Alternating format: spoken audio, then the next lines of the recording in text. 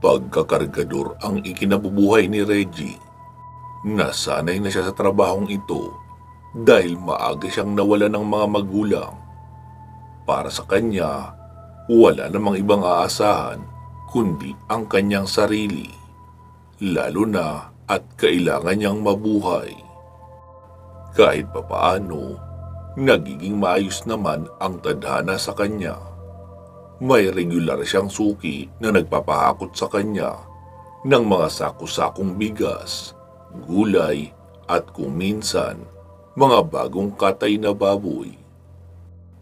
Isa si Aling Romana sa mga suki niyang nagpapahakot ng paninda nitong gulay.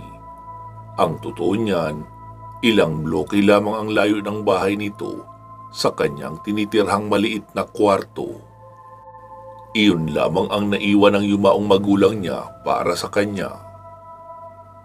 "Reggie, iho, baka gusto mong magpahinga muna. Heto 20. Bumili ka muna ng tinapay doon. Tapos magtimpla ka na lang rito ng kape. Meron naman akong kape rito at mainit na tubig." Alok sa kanya ng ginang na hindi niya naman tinanggihan. Sayang naman kasi ang suhol nito sa kanya kung babawasan niya pa na pangmeryenda.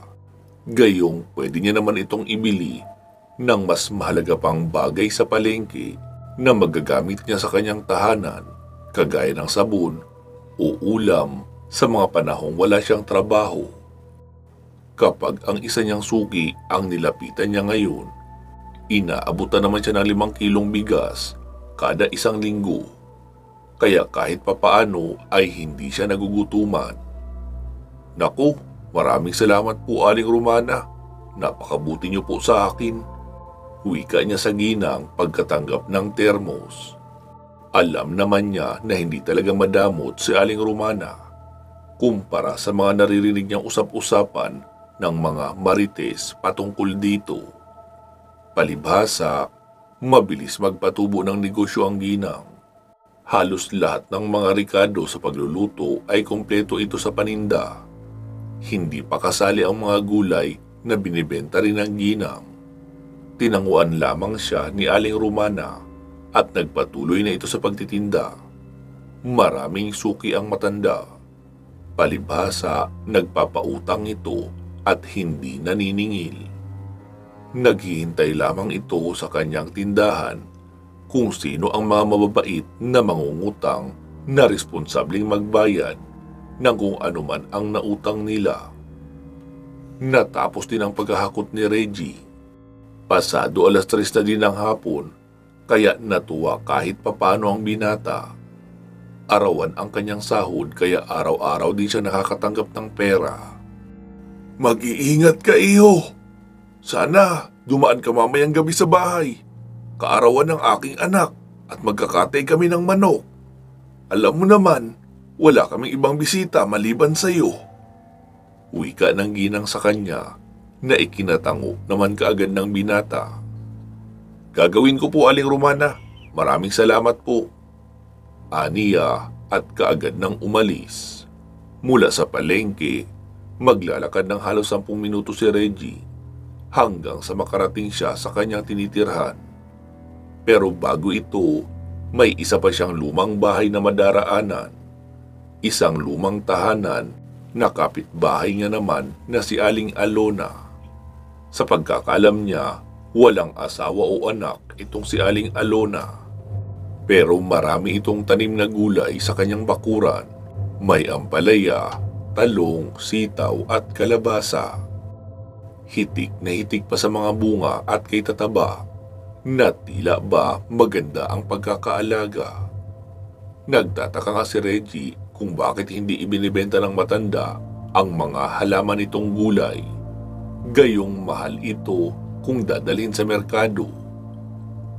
Napatigil siya sa paglalakad nang makita ang malulusog na ampalayang nakabitin sa bawat mga baging. Natakam si Reggie sa isiping kay sarap nitong lagyan ng itlog at igigisa. Kahit siguro ma-high blood na siya, basta makakain lang siya ng initlugang ampalaya ay hindi siya magsasawa. Napalibot ang kanyang tingin sa paligid.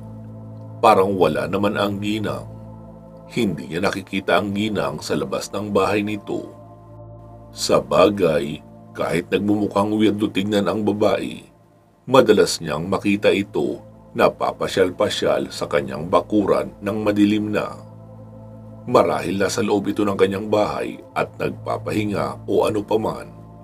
Nagkibit balikat na lamang si Reggie at dumiretso sa paglalakad. Pagkarating sa kanyang tinutuluyan, naisip niyang magpunta sa kalapit na tindahan para bumili ng kahit Coke man lang o kahit anong soft drinks para madala sa bahay ni Aling Romana. Siyempre, imbitado siya sa nagaganap na okasyon sa bahay nito. Pero nakakahiya naman kung wala siyang dalang kahit ano o kahit panulak man lang.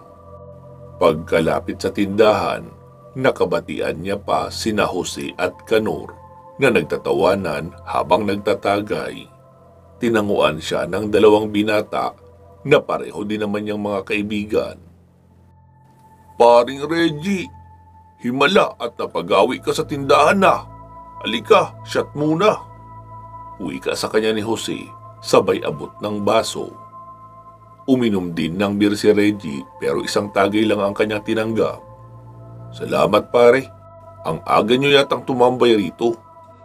Aniya na ikinakibit balikat ni Jose. Kaya naman si Kanor kaagad ang nagsalita. "Oo nga papaano kasi? Minalas kami ngayon." Wika nito kaya napalingon si Reggie sa dalawang binata. "Abay bakit naman?"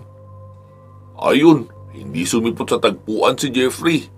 Ibig sabihin, delikado kapag ipinagpatuloy namin ang plano mamaya." Sagot pa ng binata. Napailing si Reggie. Hindi naman kaila sa kanya na parehong magnanakaw ang dalawang binata. Gayunpaman, mabait ang mga ito sa kanya, kaya hanggat maaari ay ayaw niyang pakialaman ang kung anumang trip ng mga ito sa buhay. Umiling siya at dumukot ng 200 piso sa kanyang bulsa. Iniabot ito sa dalawang binata. "Oh, mga pare, pagdamutan nyo na lang muna ito ha. Wala naman kasi ako malaking ipon. Alam nyo naman na plano kong lumipat ng ibang tahanan, hindi ba?" Aniya, nahihiyang ibinalik ni Jose ang pera. "Wag na pare, pare-pareho lang naman tayong gipit. Itago mo na lang yan, magagamit mo yan." Wika naman ito, pero pinilit niya ang gusto. "Sige na, tanggapin mo na. Kung hindi nyo ibibili ng alak, edi ibili mo na lang ng gamot para sa nanay mo."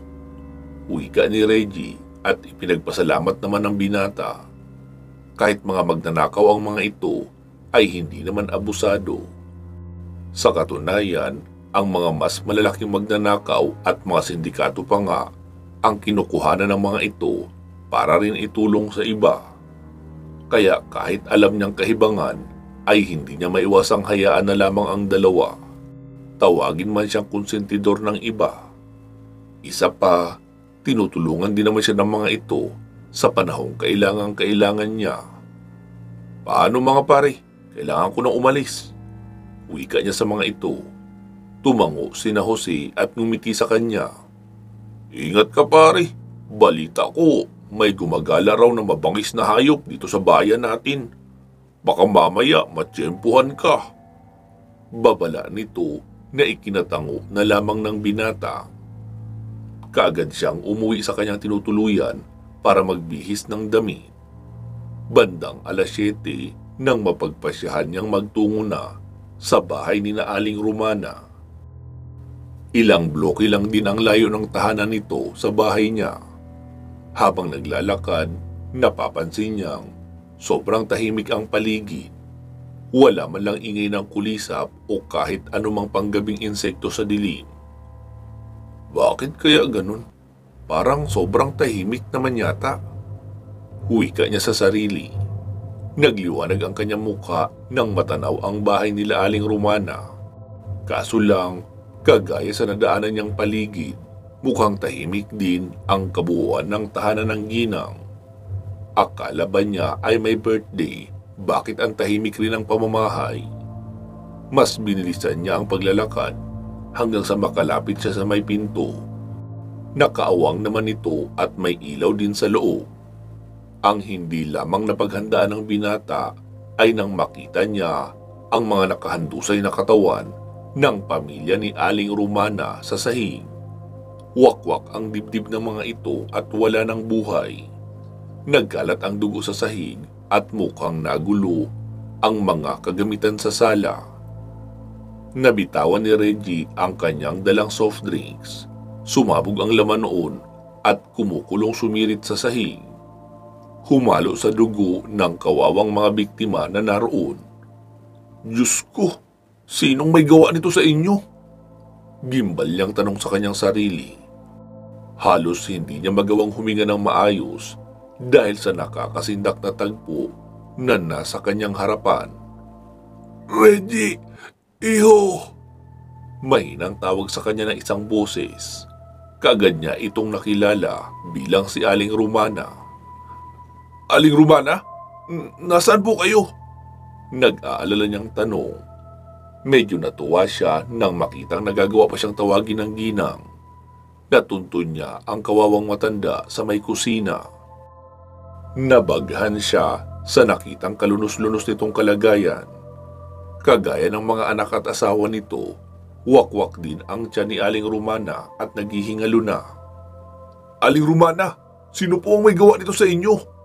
Kailangan ko po kayong dalhin sa ospital. Hindi maganda ugaga niyang wika, ngunit umiling na lamang ang matanda. Huwag na iho, hindi na din naman ako aabot doon. Gusto ko lang sabihin sa iyo na aswang ang may kagagawa ng lahat ng ito. Isang mataas na uri ng aswang, gabunan. Kailangan mo ipaghiganti ang nangyari sa akin at sa pamilya ko, iho.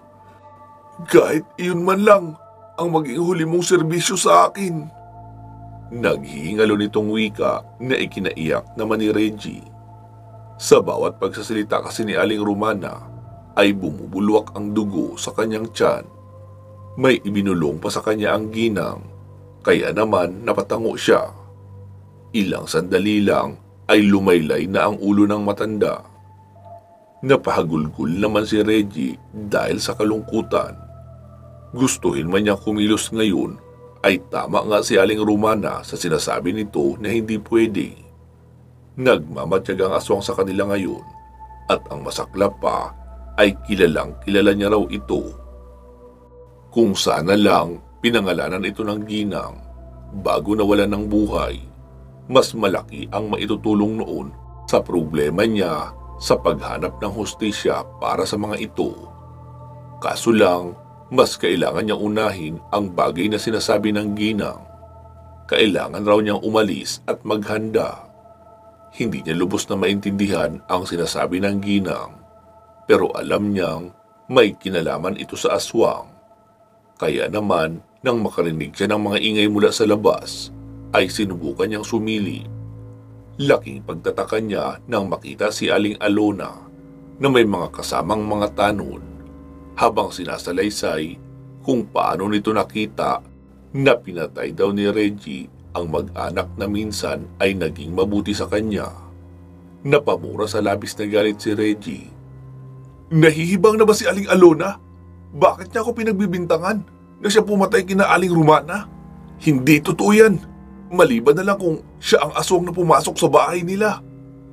Aniya sa nanlalaking mga mata. Hindi na nag-aksaya pa ng oras ang binata at kinuha sa drawer ang sinabi ng namatay na ginang na isang bag. Hindi na niya ito binuksan muna at basta na lang tumakbo papunta sa likod ng bahay. Tinandaan lang niya ang lahat ng instruction sa kanya ng namayapang ginang. Kaya naman, mabilis siyang nakalayo sa nasabing bahay. Humahangos na dumating siya sa kanyang tinutuluyan at saktong naroon naman sina Jose at Canor nakakatuksa na. Uy, paring Reggie, ano ba itong narinig namin na pinatay mo raw si Aling Romana? Kaagad na tanong sa kanya ng mga kaibigan. Naging marahas ang pag-iling ng binata. Nagkakamali kayo mga pare. Malaki ang utang na loob ko kay Aling Romana at tapat ako sa kanya. Maging sa lahat ng naging malapit sa akin. At hindi ako traidor na tao. Imposibleng magawa ko yun sa kanila. Parang magulang na nga ang turing ko sa mga iyon. Aniya at ipinaliwanag ang nasaksihan sa bahay ng ginang. Nang galit ang mga bagang na naiinisa ng sumugod ang dalawang binata sa bahay ni Aling Alona. Kaso lang pinigilan sila ni Reggie. "Huwag mga pare, pakiusap. Kailangan ko munang mapuntahan ang taong pinapahanap ni Aling Romana sa akin. Kapag nahanap ko na raw siya, ay pwede niyang sabihin sa akin kung ano ang mga kailangan kong gawin para matalo ang aswang na may gawa noon kina Aling Romana." Seryosong humarap kay Reggie sina Jose at Kanor. "Hayaan mo kaming sumama sa iyo pare. Tutulungan ka namin sa lahat ng kailangan mong malaman." Nang gabing iyon nga, umalis sila sa bayan nila para hanapin ang taong pinapahanap ni Aling Romana. Hindi naman sila ng problema sa gagastusin nila dahil ang bag na dala ni Reggie ay may lamang pera at address ng taong kailangan niyang makausap. Mabuti na lang, naging maayos ang kanilang pagbiyahe hanggang sa makarating sila sa isang probinsya. Sikat daw sa bayan ng Rizal si Caberting, isang kilalang albularyong santiguar na nakikipaglaban sa mga aswang. Siya ay pinsang buo ni Aling Romana. Ibinalita ni Reggie ang nangyari sa pinsan nito noong magkita na sila ni Caberting. Labis naman na nalungkot ang matanda. "Hindi ko akalaing mararanasan ni Romana ang ganito kasaklap na kamatayan. Ni hindi man niya nagawang ipagtanggol ang kanyang pamilya. Kawawa naman sila." Komento ni Caberting. "Patawad po, Caberting. Wala po akong nagawa. Nahuli ako ng dating eh." Hinging paumanhin ng binata sa kanya. Naiintindihan naman siya nito na tumango. "Huwag kang mag-alala. May pag-asa pa tayo, iho. Yun nga lang, ay kailangan mo mag-insayo upang mabalikan ang aswang na pumatay sa pinsan ko. Pero bago natin magawa ang mga ito, uutusan muna kita sa kagubatan para manghanap ng magagamit mong agimat." "Ha? Agimat po? Ano naman pong gagawin ko sa agimat?" "Hindi sapat na magaling kang tumugis ng mga aswang kung wala ka namang agimat. Lagi mong tatandaan, ang mga aswang ay hindi mga pangkaraniwang nilalang. May taglay silang kakaibang lakas at liksi na hindi kayang magapi ng mga ordinaryong tao lamang. Sa tulong ng agimat, magagawa mong tapatan ang kakayahan nilang iyon." Sumang-ayon sina Jose at Kanor sa ipinaliwanag sa kanila ni Caberting. Hinimok nila si Reggie na gawin ang sinasabi ng matanda. "Pero ang tanong, Caberting, karapat-dapat ho ba ako na magkaroon ng ganoon?" "Hindi ka pagkakatiwalaan ni Romana kung wala siyang nakikitang potensyal sa pagkatao mo, iho. Kaya magtiwala ka rin sa sarili mo. Alam kong magagawa mo ang lahat ng ito, lalo na kapag pinili mo magtiwala din sa itaas." Napatingala naman ang tatlong binata sa may itaas ng bubong ng bahay. Napasabi ang matanda, "Mga hunghang! Ang Panginoon ang tinutukoy kong itaas, hindi itaas ng bahay ko." "Ay, sorry po," wika naman ni Reggie. Pinagpahinga lamang ng ilang oras ni Caberting ang tatlong binata at noong sumapit ang dilim ay agad na silang pinalarga upang tumulak sa kagubatan kagaya ng kanilang napagkasunduan. Ayon sa instruksyon ng matanda, kailangan si Reggie na lamang mag-isa ang pupunta sa batis ng kahilingan para kuhanin ang nararapat na agimat para sa kanya. Pumayag naman ang binata pero nangako sina Jose na nakaantabay lamang sa paanan ng bundok sa oras na kailanganin niya ng tulong. "Mag-iingat ka pare ha, malaki ang tiwala namin sa iyo," wika ni Kanor na ikinatango naman ang kaibigan. Nagsimula nang maglakad si Reggie papakit ng bundok. Habang humahakbang, hindi niya maiwasang makaramdam ng kaba. Nakakarinig siya ng mga ingay na alam niyang hindi kabilang sa mga panggabing hayop. Lingid sa kanyang kaalaman, isang napakagandang babae ang kanina pa nakasunod sa kanya ng tingin. Anong ginagawa ng isang tagalupa sa aking baluarte? Wika nito habang hinahayaang magpatuloy si Reggie hanggang sa makarating ito sa kinaroroonan ng batis. Tahimik, malamig at madilim. Pero may hawak namang flashlight si Reggie, kaya natatanaw pa din niya ang buong paligid kapag natatapatan ito ng liwanag. Huminga muna siya ng malalim, saka siya lumapit sa tubig. Malakas ang lagaslas na nagmumula sa talon sa di kalayuan. Alam na kaagad ni Reggie na may ibang nilalang sa paligid maliban sa kanya. Tabi-tabi po. May hinihintay lang po ako, kaya ako narito. Kaya bigyan niyo sana ako ng pagkakataon na makuha ang sadya ko. Hindi naman ako manggugulo sa inyo o ano paman. Mahinang wika ni Reggie at naupo sa isang bato. Sabi sa kanya ni Caberting, kailangan niyang habaan ang kanyang pasensya sa paghihintay. Kailangan niyang makaabot ng hating gabi at labanan ang pinakaunang nilalang na makikita niya sa batis. Inabala ni Reggie ang kanyang sarili sa pagtingala sa langit. Mabuti na lang talaga maraming bituin. Walang bakas ng napipintong pag-ulan. Medyo kinilabutan nga siya nang makarinig ng mahinang sitsit na tila nagmumula sa madilim na bahagi ng batis. Psst! Psst! Tawag nito na ikinaalerto niya naman. Sino yan? Magpakita ka! Hindi ako natatakot sa'yo. Napalingon-lingon siya sa paligid. Pilit na hinahanap ang pinagmumula ng sitsit na iyon. Nakarinig pa siya ng tampisaw sa paligid. Kaya naman napatayo na siya ng tuluyan. Nang may mapansin nga siyang kung anong bagay na gumagalaw sa may malalim na bahagi. Ito ay isang kalahating tao at kalahating isda. Nang ilapot pa si Reggie nang marinig itong kumanta. Kay lamyos ng tinig ng babae, tila siya nahihipnotismo. Kaya naman, mabilis din niyang ipiniksi ang sarili at nanumbalik naman siya sa kanyang tamang katinuan. Serena? Bulong niya sa kanyang sarili. Sa labis pa niyang pagkasindak, lumangoy papalapit sa kanya ang babae at nangaakit siyang tinignan. Halika, samahan mo akong maligo. Wika nito at minuestra pa ang mga daliri na tila ba nais talaga siyang palapitin. Napalunok bigla si Reggie. Sino ka? Paano ka nakapunta rito? Gulat niyang tanong. Dali na, huwag ka nang magtanong. Muling sabi sa kanya ng babae. Labis-labis talaga ang kaba ni Reggie. Tinignan niya ang babae, sobrang ganda nito, at halos ikatakot na niya ang kagandahan na nasa mukha nito. Para bang hindi ito tao. Gayunpaman, ginawa ni Reggie ang kanyang pwedeng maging solusyon para huwag siyang magapi ng sindak. Namewang siya at tinitigan ng babae. Maniwala ako sa iyo. Wala ka kanina dyan eh. Saan ka nga kasi nanggaling? Saka, malay ko ba kung ano ka?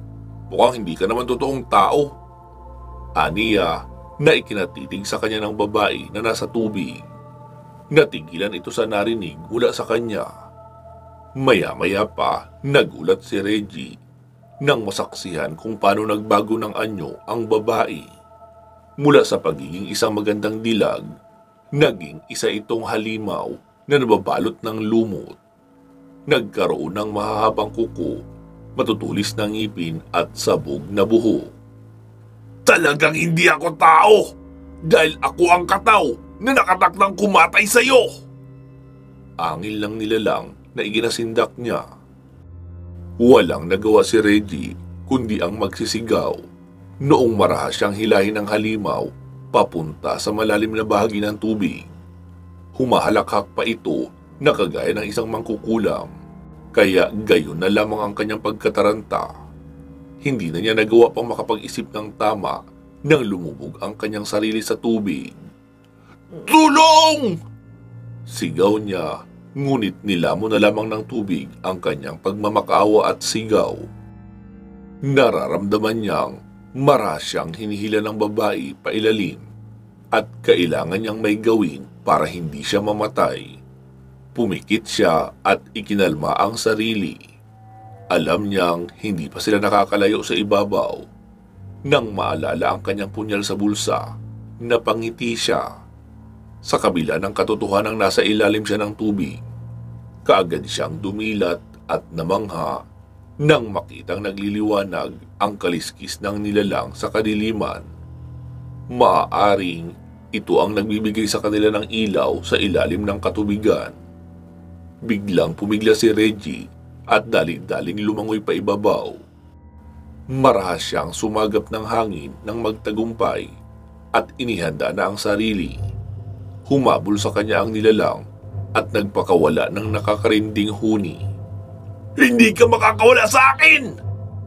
Sigaw nito, kaya gayon na lang ang paghahanda ni Reggie, sabay wasiwas ng kanyang hawak na punyal.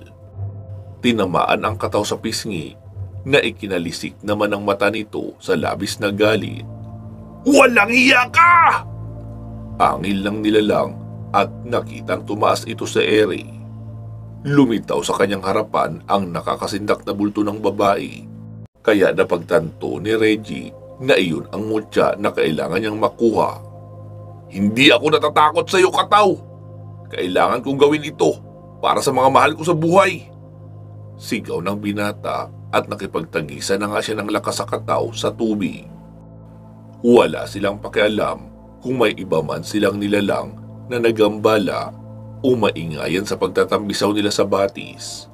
Nakatatak sa isipan ni Reggie na kailangan niya ang mutya para mabalikan si Aling Alona at magagawa niyang linisin ang kanyang pangalan mula sa pambibintang ng mga kababayan nila sa kanya. Marahas ang naging paggalaw ng kataw sa harapan ng binata. Kanina pa panay ang pagkalmot nito sa kanya at hinahataw siya ng may kabigatang buntot nito. Ipinakita pa nito ang matutulis na pangil, pero nanatili ng malakas ang loob ni Reggie hanggang sa isang malakas na tili ang pinakawala ng kataw, kaya hindi na napigilan ni Reggie ang umatras. Nagawa niya kasing masugatan ang napakaganda nitong buntot, kaya naman mistulang naputulan ito ng parte ng katawan. Nagsabog ito ng iba't ibang kulay sa tubig, dahilan para manumbalik ang kanyang tunay na anyo bilang isang babae. Muli naman itong gumanda at umangat pa sa tubig. Binabati kita, binatang tagalupa. Natalo mo ang tagapagbantay na kataw. Wala pang sino man ang nakakagawa noon sa akin, maliban lamang sa iyo. Dahil dyan, ikaw ay aking gagantimpalaan. Wika nito na labis niyang ikinagulat. Ang kataw na kanyang nakalaban ay walang iba, kundi ang diwatang tagapagbantay ng kagubatan. Labis ang gulat at saya ni Reggie dahil nalaman niyang nagtagumpay siya. Alam na kaagad ng binata na may magandang resulta ang kanyang pagpunta sa kagubatan. Nagliwanag muli ang buntot ng kataw at iwinagayway sa ere. Dito, may isang kaliskis na nahiwalay. Lumutang iyon sa ere at sinalo naman ni Reggie. Ang kaliskis na iyan ay kayang magdala ng unos sa kahit na sinong kalaban. Kapag inilapag mo yan sa lupa, magkakaroon ng malaking sapa, nahihigop sa mga masasamang elemento, at nilalang na makakalaban mo. Kahit anong klaseng kalaban pa iyan, magagawa mo silang talunin. Kaya ka ding depensahan ng kaliskis na iyan mula sa mga hindi inaasahang pag-atake. Yumuko si Reggie bilang paggalang at nagpasalamat sa kanyang natanggap na gantimpala. Hindi niya akalain na magagawa niya ang misyon niya nang hindi niya kailangan lumuha pa ng dugo. Kaya naman, nagpaalam din siya kaagad sa diwata at bumaba na ng bundok. Dito, naabutan niya naghihintay sina Jose at Kanor, na mukhang hindi rin nakatulog sa kakahintay sa kanya. Balak ka na sana namin puntahan pare. Ang tagal mo eh. Baka napaano ka na. Mabuti at narito ka na. Wika ni Kanor. Nagtagumpay ka ba? Tanong naman ni Jose na ikinatango ni Reggie. Sa awa ng Panginoon, oo, nagtagumpay ako. Magagawa ko na linisin ang pangalan ko. Tinapik ni Jose ang kanyang balikat, saka kinamayan din siya ni Kanor. Alam nilang mabuting tao si Reggie, kaya mangyayari nga ang lahat ng kanilang inaasam. Kailangan lang nilang magtulungan. Umuwi na tayo. Marahil naghahanda na ng mainit na kape si Kaberting para sa atin. Wika na lamang ng binata. Kagaya ni na Jose at Kanor, walang pagsidlan sa tuwa si Kaberting nang malamang nagtagumpay sa kanyang misyon si Reggie. Ngayon, magagawa na daw nilang mag-ensayo habang pinapalakas ang kapangyarihang taglay ng kanyang mutya na pinangangalagaan. Ilang araw pa ang ginugol ni na Reggie para matutunan ang tamang pakikipaglaban sa mga aswang. May mga ibinigay ding gamit sa kanya si Kaberting, kagaya ng buntot pagi, tansong punyal at pangontrang langis. Hindi ito normal na langis dahil may nakababad rin rito na iba't ibang buto at ugat, mga durog na ginto at ano pang klaseng bato na kinakatakutan ng mga aswang. Maging sina Jose at Kanor ay natuto na rin, kaya kampante si Kaberting na magkakaroon sila ng pag-asang makamit ang hustisya sa pagkamatay ng kanyang pinsan na si Aling Romana. Araw ng Biyernes, nang magpasyang bumalik ang tatlo sa kanilang bayan, maayos silang nagpaalamanan kasama ang pagbibigay ni Kaberting ng basbas sa kanilang napipintong pakikipaglaban. Ipagdarasal ko ang inyong tagumpay, aking mga anak. Alam kong hindi maglalaon ay magagawa yung talunin kahit sino pang aswang na hindi makontento sa simpleng buhay. Pero tandaan nyo, kailangan nyo rin palagi na mag-ingat.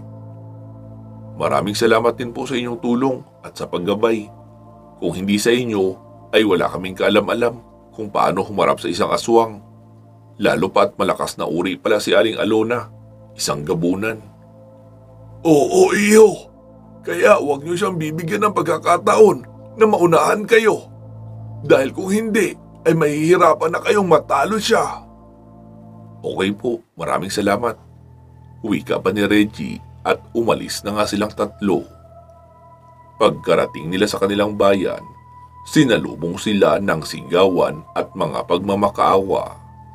Nadaanan nila ang isang bahay kung saan kilala nila ang mga nakatira, sina Mrs. Sanchez at ang tatlong anak niyang babae. Tul, kawawa naman. Tara, tulungan natin. Wika ni Reggie na ikinatango naman ni na Jose at Kanor. Kaagad nilang inilabas ang kanilang mga kagamitan at dinaluhan ang mag-iina. Nagulat pa sila nang maabutan ng aswang na pinagkakalmot si Mrs. Sanchez sa dibdib. Dahilan para mabutas ang katawan nito. Nag-iiyakan naman ang mga anak noon na sina Angela, Christine at Riza dahil sa sindak at kawalan ng pag-asa. Tuluyan na nga nang himasok sa tahanan ng mag-iina ang tatlong binata. Aling Alona, lubayan mo na sila! Sigaw ni Reggie na ikinagulat ng husto ng aswang. Umangin lamang ang masamang nilalang at nginisihan si Reggie. Aba! At nagpakita din ang kriminal na pumatay kay Romana! Sigaw ni Aling Alona na ikinalisik ng mga mata ni Reggie. Dinuro niya ang hawak na buntot pagi at iwinasiwas iyon sa matanda. Hindi totoo yan! Nakalimutan mo na ba, Aling Alona, na ikaw ang pumatay kay Aling Romana? Ikaw ang may kagagawan kung bakit naging miserable ang buhay ko. Wika ni Reggie, kaya naman humalakhak si Aling Alona. Ikaw pa din ang pinagbibintangan nila.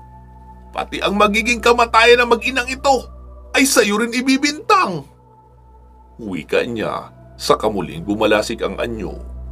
Walang pinalagpas na pagkakataon si Reggie. Mabilis niyang tinakbo ang distansya sa pagitan nila ni Aling Alona.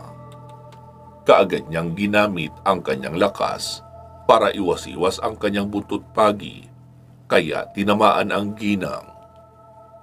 Ilang sandali pa ay napasigaw ito at kaagad na umatras sa kanyang mabagsik at sunod-sunod na atake. Mabuti na lang at alerto din si Jose.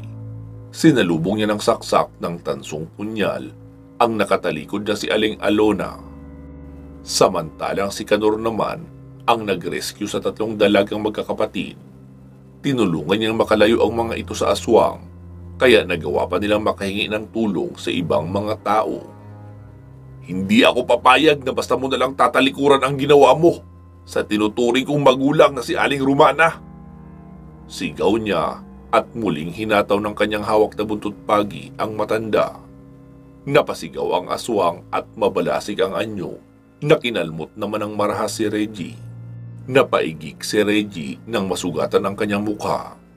Pero nagulat silang dalawa nang makitang tila ba walang anumang naghilom ang sugat sa mukha ng binata.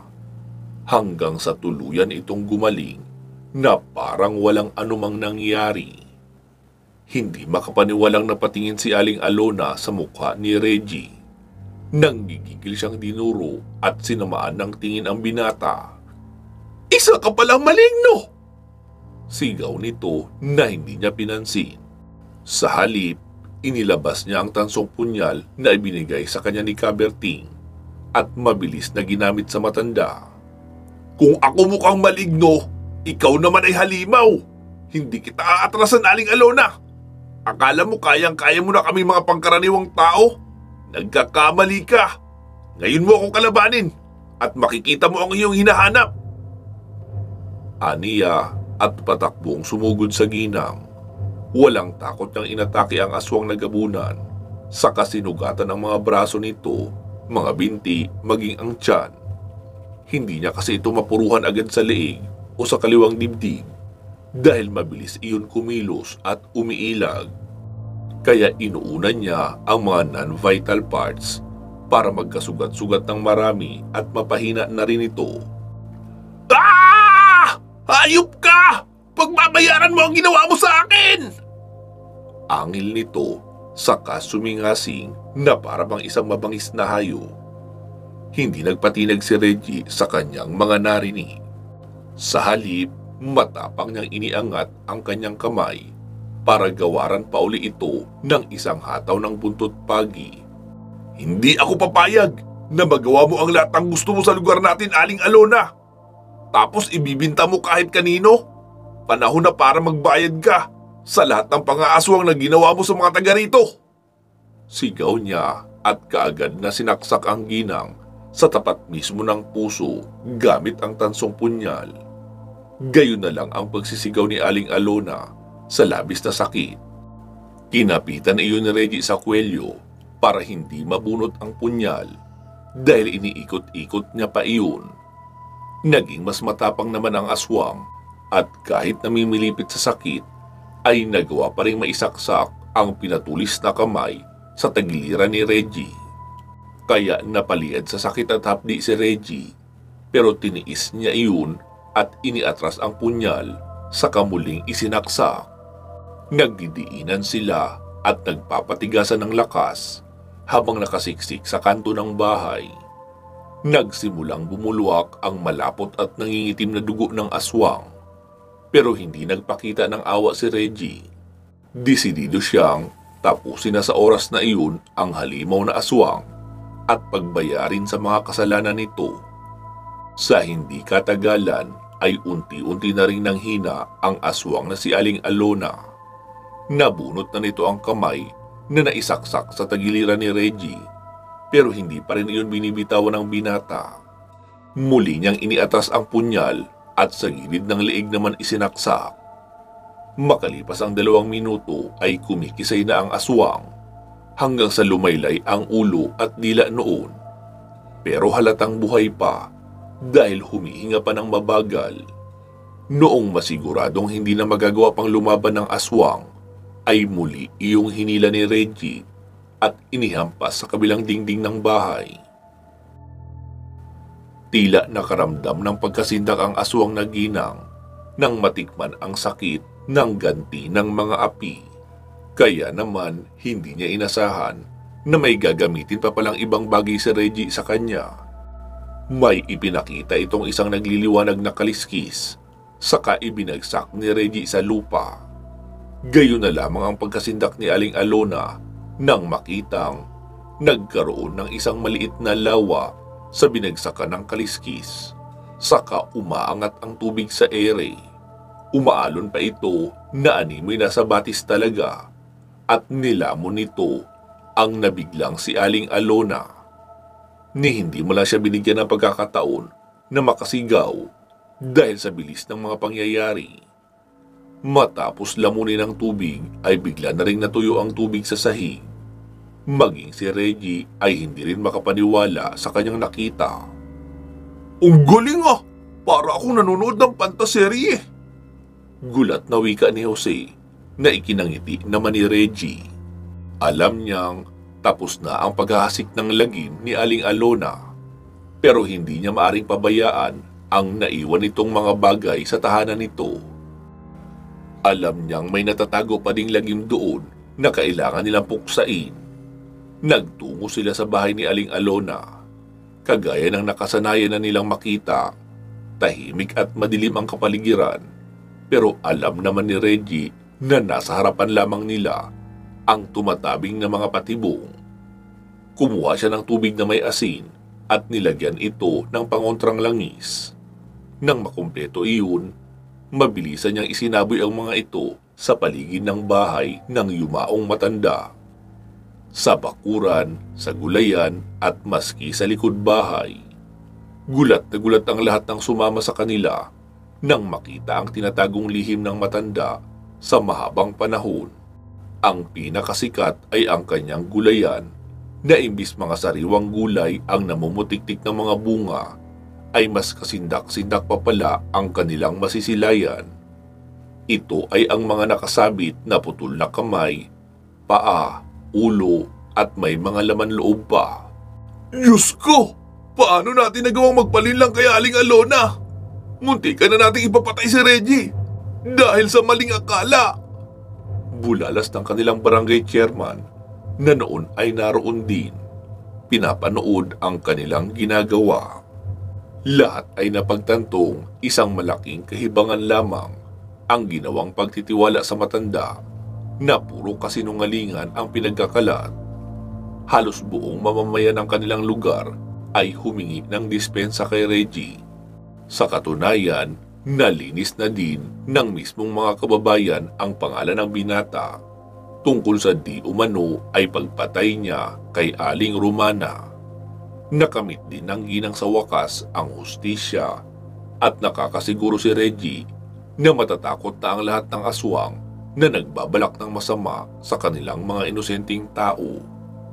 Tinagurian siyang antingero sapagkat siya ang nangangalaga ng mutya ng kaliskis na siyang nagbibigay sa kanya ng kapangyarihan na magligtas ng sinuman nasa kapahamakan. Mula noon, wala na din namang nanggambalang aswang sa kanilang lugar. Naging mapayapa na ang kanilang bayan at naging maayos na din ang buhay nila. Nagtungo si Caberting sa bayan ni na Reggie. Masaya na siya sa kabila ng lahat. Nabigyan ng maayos na libing ang kanyang pinsan at mag-anak nito. At may naiwan pa itong kabuhayan, ang pwesto nito na gulayan sa palengke. Dahil nga lubos ang pasasalamat niya kay Reggie, ipinagkatiwala niya rito at sa mga kaibigan nito ang pamamahala sa gulayan at ang mismong estol nito sa palengke. "Mula ngayon, ikaw na ang mamamahala sa negosyo ng namayapa kong pinsan. Saka mo na ako bayaran kapag malaki na ang kita mo." Wika sa kanya ni Caberting. Halos hindi na magawang makapagsalita ni Reggie sa labis na tuwa. Maging sina Jose at Kanor ay labis na natuwa sa mga nadiskubrihan nila. Tuluyan na nga nakapagbagong buhay ang tatlong binata. Naging mabuting mga mamamayan sina Kanor at Jose. Idagdag pang may sapat na silang hanap buhay na alam nilang makakatulong sa kanilang pamilya. May magandang naidulot naman pala ang pagbabagong buhay natin mga pare. Ngayon, hindi lang tayo nakakatulong sa mismong pamilya natin, pati na rin sa ating mga kapwa. Wika pa ni Jose na ikinatango naman ni Reggie. Tinignan niya ang hawak niyang mutya. Alam niyang mahaba pa ang panahon ng kanilang pagsasamahan, kaya umaasa siyang gagabayan pa rin siya ng diwata para mapanatili ang kabutihan kaysa sa kasamaan. Wakas. Si Segundo at ang mga magulang niya ay mula sa isla sa Mindoro pero nakipagsapalaran sa Maynila. Sa Tondo na siya nagkaisip, lumaki at nakapag-asawa pero mailap pa rin ang swerte sa kanila. Nagtrabahong basurero ang ama at ang ina ay street sweeper. High school lang ang natapos ni Segundo at ang nag-iisang kapatid na babae ay namatay sa sakit na tuberculosis. Nang mamatay ang mga magulang sa banggaan ng bus at maramdaman ang epekto ng epidemya, ay naisip nilang bumalik sa isla at pagyamanin ang naiwang kapirasong lupain ng mga magulang. Ang huling tanda ni Segundo ay masukal pa ang lupaing iyon kung saan nakatayo ang munting kubo ng mga magulang. Dala ang natitirang pera mula sa inipong pagtatrabaho sa purinarya na nagsara dahil sa nabaon sa utang ang may-ari noong pandemya. Nakauwi ang mag-anak sa Mindoro at handang magsimula ng panibagong buhay. Subalit sa kanilang pag-uwi ay nalaman ni Segundo na may ibang umari pala sa lupaing napabayaan ng mga magulang at nakapagpagawa pa ito ng titulo sa hindi malaman kung paano. Nasunog na rin ang kubo ng mga magulang kung saan naiwan ang orihinal na titulo ng lupa. Walang nagawa si Segundo para mabawi pa ang lupaing naiwan ng mga magulang. Lumaki siyang mangmang at walang alam sa proseso ng paglalakad ng mga dokumento. Ang tanging alam niya ay kumuha ng patay para ihatid sa purinaryang pinapasukan. Minsan ay tumutulong sa paglilinis ng katawan ng patay at ginawa na rin siyang assistant ng may-ari at sa madaling salita ay utusan. Iyon lamang ang alam niyang gawin sa buhay, ang maghanap buhay sa tulong ng mga patay, at ipinagpapasalamat pa rin niya iyon dahil kahit paano ay nagawa niyang itaguyod ang pamilya. Dahil walang-wala, nakiusap si Segundo kasama ang asawang si Belen at 2 anak na babae na makapagpatayo ng kubo sa likod ng sementeryo. Mabuti at mabait ang katiwala na kaibigan ng yumaong ama at ninong niya na si Kagorio, kaya nakabuo siya roon ng masisilungan nila. Ginamit niya ang dugtong-dugtong na kahoy at pawid para sa maliit na kubo. Ang mga bungang kahoy at gulay sa paligid ang naging pantawid sa hapagkainan habang walang pinagkakakitaan si Segundo. Kapag minsan ay inaabutan sila ng sepulturerong si Mang Gustin ng kanin at ulam, kaya't nakakaraos sila sa pang-araw-araw. Pero alam ni Segundo na hindi maaaring ganoon na lang sila buong buhay. Kailangan niyang magtrabaho para mabuhay ang pamilya niya.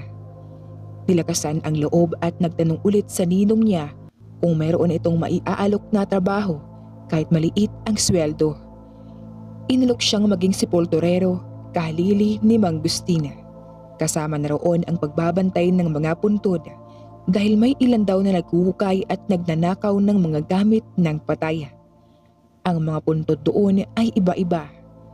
Mayroong apartment style para sa mga buto, may ilan namang nasa mausoleo at ang karamihan ay nakabaon sa lupa at may krus na kahoy lang sa ibabaw. Magkakaiba ng halaga. Depende kung saan ililibing ang yumao. Pribado ang hindi kalakihang sementeryo na iyon at napapanatili ang kaayusan dahil maalaga sina Mang Gustin at Segundo. Tuwang-tuwa si Segundo dahil may nakuha siyang trabaho na may maayos na sahod. Maaari din daw siyang tumanggap ng ekstrang trabaho kung may ipapaayos o ipapagawa ang mga kaanak ng mga nakalibing doon. Naging masigasig si Segundo sa pagtatrabaho sa sementeryo. Kung tawagin na rin siya ng mga bumibisita roon ay Segundo Sepulturero. Nagkukusa na rin siyang linisan ang mga puntod bilang pasasalamat na rin sa mga yumao dahil sila ang pinagkukunan niya ng pang-araw-araw nilang mag-anak. Ilang buwan na rin siyang sepulturero at nagagawa niya ng tama ang trabaho, kaya naman marami ang kumukuha ng serbisyo niya para pinturahan at linisin ang mga puntod. Tumutulong din si Mang Gustin kapag marami silang tanggap na trabaho. Isang gabi, habang inabot na ng dilim sa pag-iikot sina Segundo at Mang Gustin sa sementeryo, namataan nila ang isang figura mula sa di kalayuan na nakayuko at tila may binubungkal sa lupa. Napansin naman na Segundo ang masangsang na amoy sa hangin na tila nabubulok na karne, kaya napatakip siya ng ilong. Sinigawan ni Mang Gustin ang nakita nilang figura sa dilima at tinanong kung sino ito at ano ang ginagawa sa gitna ng sementeryo. Binuksan nito ang hawak na flashlight, saka tinutukan iyon. Pero mabilis itong nakatakbo bago pa matamaan ng liwanag ng flashlight. Hahabulin pa sana ni Segundo iyon, pero pinigilan na siya ni Mang Gustin. Inaya siya nitong tignan ang puntod na ginagalaw ng nahuli nila sa akto at baka isa iyong nagnanakaw ng mga gamit ng patay. Paglapit nila ay nakita nilang halos hukay na ang isa sa mga puntod.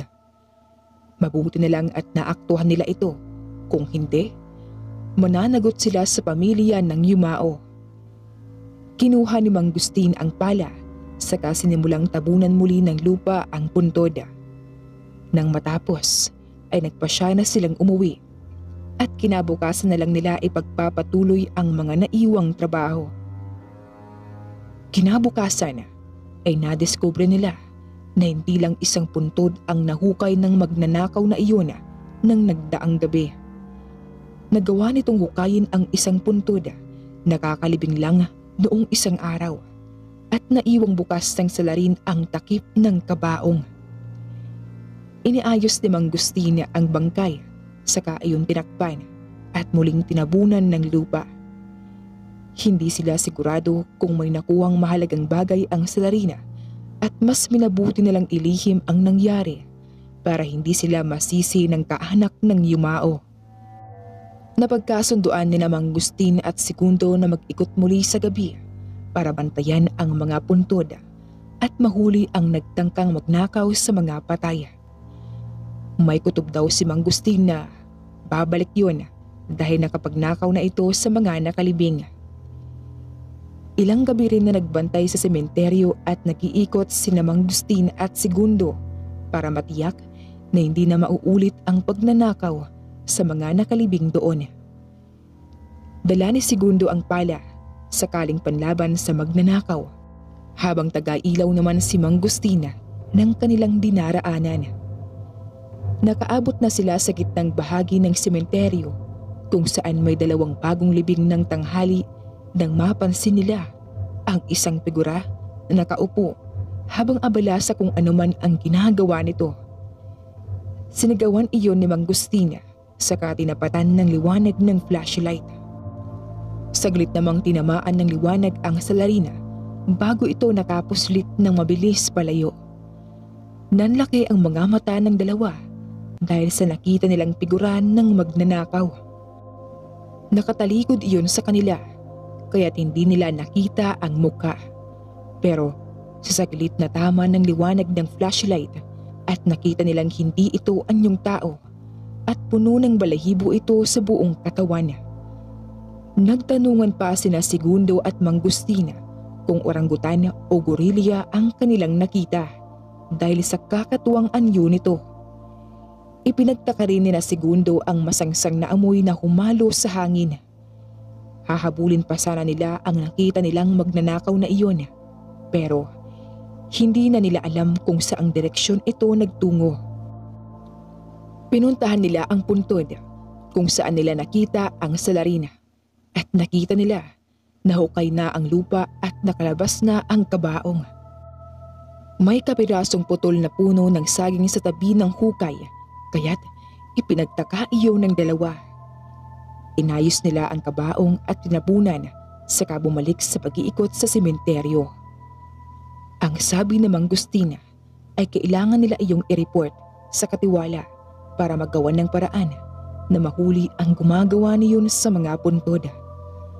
Sinabi pa ni Segundo na baka nakasuot ng costume iyong magnanakaw tulad ng mga napapanood niya sa TV noong nasa Maynila pa sila. Kinabukasan nga ay nireport nila kay Kagoryo ang mga nangyari nitong mga nakaraang gabi, maging ang kakatuwang anyo ng Salarina. Mahigpit na ibinili ni Kagoryo na ipagpatuloy ang pagbabantay sa alanganing oras at dapat ipagbigay alam ang mga nangyari sa pamilya ng mga yumao. Posible raw na may mga mahalagang gamit na nanakaw sa mga patay na iyon. Minsan na rin daw nangyari noon na ninakaw ang ginto na nasa pustiso ng bangkay. Kinuha nila ang mga impormasyon ng kaanak ng mga nakita nilang nahukay ng Salarina nitong mga nagdaang gabi. Saka isa-isang tinawagan. Naunawaan naman ng mga ito ang sitwasyon at kung bakit nila inilihim noong una. Nagsabi ang isa sa kaanak na pupuntahan ang puntod at nais ipahukay ang asawa nito. May kasama raw gintong kwintas sa katawan ang asawa na iniingatan nito ng husto noong nabubuhay pa. Nais daw makatiyak ng ginang na naroon pa iyon sa katawan ng asawa. Iyong bangkay na iyon ang nakita nilang bukas ang kabaong ilang araw na ang nakalipas. Hapon na nang dumating ang kaanak ng nasabing bangkay. Pinahukay nito ang puntod ng asawa at matyagang naghintay hanggang sa maiahon ang kabaong nito. Binuksan ni Mangustin ang ibabaw ng kabaong at laking gulat nila nang isang putol na puno ng saging ang naroon sa loob. Nag-histerikal ang ginang dahil sa pagkawala ng katawan ng asawa. Halos himatayin ito sa sama ng loob habang tinatawag ang pangalan ng mister nito. Sinisisi rin ito ang kapabayaan ng namamahala at mga nagtatrabaho sa sementeryo. Mulang maisagot silang Segundo at Mangustin dahil may pagkakamali rin sila sa pagtatago ng nangyari noong nagdaang araw. Naging palaisipan din kay Segundo kung bakit at paano nawala ang katawan ng asawa ng ginang at napalitan iyon ng putol na puno ng saging. Natitiyak pa niyang iniayos nila ang katawan nito nang makita nilang nakabukas ang kabaong bago muling tinabunan ng lupa. Naalala rin niya ang puntod na nahukay kagabi at ang kaputol na puno ng saging na naroon. Naitanong niya sa sarili kung bakit balak ba ulit ng Salarin na palitan iyon ng katawan ng patay at ano ang gagawin nito sa bangkay. Gayunpaman, naipangako ni Mangustin at Segundo sa ginang na aalamin ang tunay na nangyari at hahanapin ang katawan ng asawa nito. Napagkasunduan ni Mangustin at Segundo na hindi sila matutulog magdamaga para bantayan ang sementeryo at hulihin ang Salarina sa pagkawala ng katawan ng patay. Kinagabihan, naging mas mapagmatsyag ang dalawang sepulturero sa pagbabantay ng sementeryo. May 4 na poste sa paligid ang nakabukas pero hindi sapat para ilawan na ang buong sementeryo. Nagdala ng tig-isang flashlight sina Segundo at tig-isang pala bilang proteksyon sa sarili. Maghahating gabi na pero wala pa ring nakikitang kakaiba ang dalawa nang biglang may humalong mapahong amoy sa hangin na parang nabubulok na karne. Naalala ni Segundo ang kaparehong amoy sa tuwing nakikita nila iyong Salarina. Kinutuban siya kaya't inihanda niya ang pala saka iginala ang liwanag ng flashlight sa paligid. Nanindig ang balahibo ni Segundo nang makita ang nakakatakot na nilalang na nakatayo sa harap ng isang lumang mausoleo. Hindi siya nakakilos sa sobrang pagkabigla at takot. Nakaharap sa gawin niya ang nasabing Salarina habang nakatutok ang flashlight na hawak kaya't kitang-kita niya ang anyo nito. Itim na itim ang mga mata nito at nakalabas ang mahabang dila sa bibig na may matatalim na ngipin habang nakatitig sa kanya. Mahaba ang mga tenga nito at patulis ang hugis. Nakakalbo rin ang ulo nito pero puno ng balahibo ang buong katawan. May mahaba itong braso, may tila pakpak ng paniki at payat ang mga binti nito. Napasunod din ng tingin si Mang Gustin dahil napansin niya ang parang naistatuang si Segundo. Aswang! Iyon ang naisigaw ni Mang Gustin habang nakatingin sa nilalang na nasa di kalayuan. Kumaripas ng takbo ang tinawag nitong aswang pero maagap na humabol ang sepulturero dito. Para namang natauhan si Segundo kaya't nakihabol na rin siya. Paulit-ulit na umeeko sa pandinig niya ang sinabi ni Mang Gustina na aswang ang nakita nila. Naisip niya kung sapat ba ang pala na dala para harapin ang isang aswang. Abot-abot ang hingal ng dalawang sepulturero nang makarating sa kabilang dulo ng sementeryo. Pero hindi nila naabutan ang nasabing aswang. Nakiramdam sila sa paligid at iginala ang hawak na flashlight. Naamoy pa rin ni Segundo ang masangsang na amoy sa hangin, kaya tiyak niyang nasa paligid lang ang aswang na iyon. Napalingon si Segundo sa gawing likuran niya nang makarinig ng kaluskos mula roon. At biglang sumulpot ang aswang sa kanyang harapan. Malapit pa ang mukha nito sa mukha niya, kaya't naamoy niya ang sobrang bahong bibig nito. Agad iwinasiwas ni Segundo ang hawak na pala ng malakas, kaya't tinamaan ang aswang sa ulo. Gumulong ang aswang sa lupa, pero nakabawi rin ito kaagad at tumayo. Hindi na nag-atubili pa si Mang Gustina. Sa mabilis na reflex ay inilang hakbang nito ang distansya sa aswang, saka inihataw ang hawak na pala. Kahit nasa 40 na ito ay maliksi at malakas pa rin ang pangangatawan. Pinagtulungan nilang dalawa ang paggulpi sa aswang gamit ang mga dalang pala. Hindi nila ito binigyan ng pagkakataon na makapanlaban sa kanila.